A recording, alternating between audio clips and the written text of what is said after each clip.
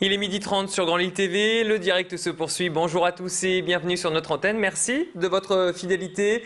Il est 12h30, bon appétit si vous êtes à table. Au menu sur notre antenne, bien sûr, votre flash.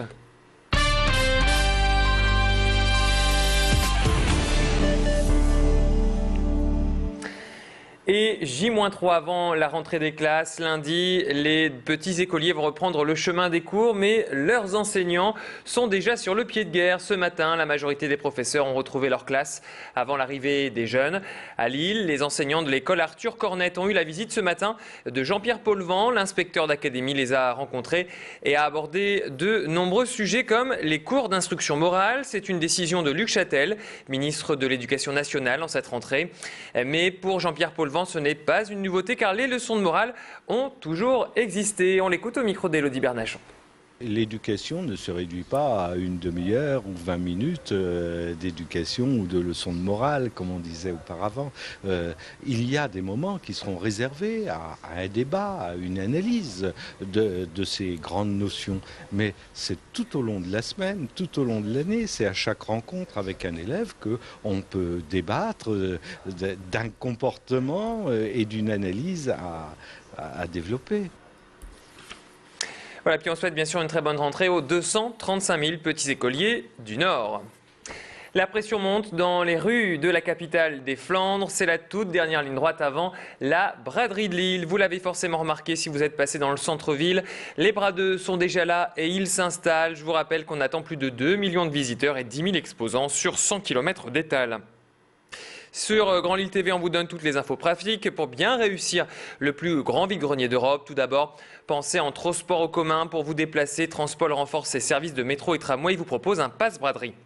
Pensez également au train, mais attention, une grève de dernière minute s'invite dans cette édition 2011. La CGT a déposé un préavis à partir de samedi minuit et jusque lundi matin 8h. Les TER uniquement seront perturbés avec 3 trains sur 4. Service normal pour TGV, Eurostar et Thalys. Avec cette action, la CGT veut dénoncer la fermeture de la gare de fret de Somain, une augmentation de la charge de travail et les conséquences des modifications des horaires des TER. Le point sur ces revendications au micro de Macha Grunessen. Les raisons de notre grève sont portées entièrement par la responsabilité de la direction régionale SNCF et de la direction fret qui ont sacrifié le triage de Somain qui va générer des milliers de camions en plus sur les routes, dont tous les méfaits pour leur collectivité. Et pour la direction régionale SNCF, les effectifs qui ne seront pas au rendez-vous pour réaliser la mission de service public à travers le TER, à travers les nouveaux horaires qui commenceront le 11 décembre prochain. Attention donc avec cette grève, pensez à bien vérifier les horaires de vos trains retour notamment. La braderie de Lille, c'est aussi 2000 policiers, pompiers et gendarmes mobilisés pendant 48 heures. Avec une nouveauté cette année, la patrouille de la Société nationale de sauvetage en mer qui va surveiller dès ce soir les berges de la Deule et du quai du Vau. Cette année, 4 cavaliers belges prêteront également main forte à leurs homologues français. Hier, la ville de Lille a fait le tour des installations. L'occasion de rappeler l'efficacité de ce dispositif de sécurité. La braderie à Lille se passe toujours très bien. C'est vrai qu'on n'a pas eu ces dernières années à se plaindre. Grâce à un dispositif particulier qui est mis entre la ville de Lille et la préfecture, nous avons 100 pompiers mobilisés sur l'événement régulièrement. Nous avons 2000 fonctionnaires et de la ville et de la police qui sont présents pendant toute la durée de la braderie. Et puis s'ajoute à ça tout ce qui est sécurité civile, Croix-Rouge, Croix-Blanche, tout ça pour assurer à la braderie son air de fête. Voilà, et comme chaque année, vous pourrez retrouver le grand concert organisé en 2011 par Metropolis, Mélissa Nkonda, Benebi, Chérif Alouna ou encore Yannick. Dès 20h, les grands noms de la musique s'enchaîneront sur la scène installée place François Mitterrand. Et puis, je vous rappelle que Grand Lille TV se mobilise également tout le week-end dès demain 13h30 pour vous faire vivre au plus près cet événement avec de nombreuses éditions spéciales. Dans l'actualité également, cette information, un nouveau centre éducatif fermé va voir le jour à Cambrai en 2013. C'est ce qu'a annoncé hier le ministre Michel Mercier, ministre de la Justice, qui était en visite à Roubaix, où il a assisté à la rentrée des stagiaires de l'École nationale de la protection judiciaire de la jeunesse. Cette visite était l'occasion de faire le bilan de la délinquance de la jeunesse dans la région. On l'écoute au micro de Macha Grunessen.